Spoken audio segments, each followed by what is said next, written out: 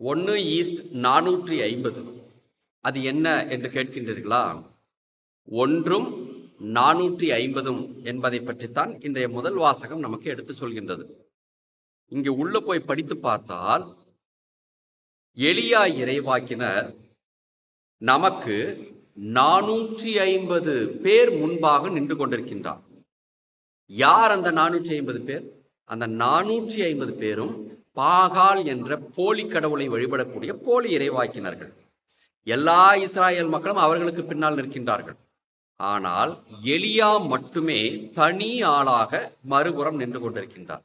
இதுதான் 1ம் 450.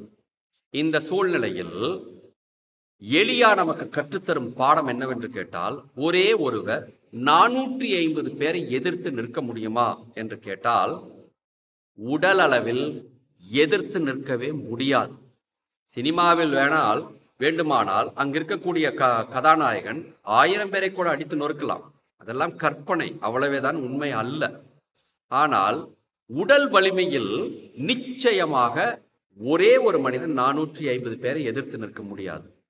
அதே சமயத்தில் மன வலிமையில் நிச்சயமாக 450 பேர் என்ன 4500 பேரை கூட எதிர்த்து நிற்க முடியும் என்பதை எலியா இன்று நிரூபித்து காட்டுகின்றார். 450 பேருக்கு முன்பாக துணிச்சலோடு சென்று நிற்கின்றார் அல்லவா, அதுவே அவரது மன வலிமையை நமக்கு எடுத்து காட்டுகின்றது. அத்தோடு மட்டுமல்ல, ஆன்மீக வலிமை நிச்சயமாக 4,50,000 பேருக்கு முன்பாக கூட ஆன்மீக வலிமை இருந்தால் துணிந்து நிற்க முடியும். அப்படித்தான் இன்று எலியா இறைவாக்கினர் துணிந்து நிற்கின்றார். கடவுள் மீது விசுவாசம் வைத்ததால் அவரிடம் ஆன்மீக வலிமை இருந்தது.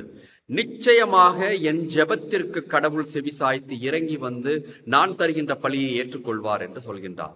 அன்பார்ந்தவர்களே, இதே நிலைமையைத்தான் கெத்சமனி தோட்டத்திலும் நாம் இயேசுவிடம் காண்கின்றோம். அத்தனை பேர் அவரை கைது செய்வதற்கு வந்தார்கள். அப்பொழுது அவரிடம் உடல் வலிமை இல்லை என்பது அவருக்கு தெரிந்ததுதான். ஆனால் மன வலிமை இருந்ததல்லவா? எப்படி? நீங்கள் நாசரேத்து இயேசுவை தேடி வந்தீர்களா? நான் தான் என்று மன வலிமையோடு போய் நின்றார். அதே போல ஆன்மீக வலிமையும் இருந்தது. அதற்கு பிற்பாடு நடந்த அத்தனை நிகழ்ச்சிகளிலுமே இறை வார்த்தையை சொல்லி ஏன் சாகும்போது கூட இறை வார்த்தையை சொல்லித்தான் உயிர் விட்டார். அன்பார்ந்தவர்களே, இதிலிருந்து நாம் தெரிந்து கொள்ள வேண்டியது என்னவென்றால், ஒருவர் தனி ஆளாக நின்றாலும் கூட எத்தனை பேர் வந்தாலும் மன வலிமையும் ஆன்மீக வலிமையும் இருந்தால் மட்டும் போதும், அவர் இந்த உலகத்தையே வெல்வார்.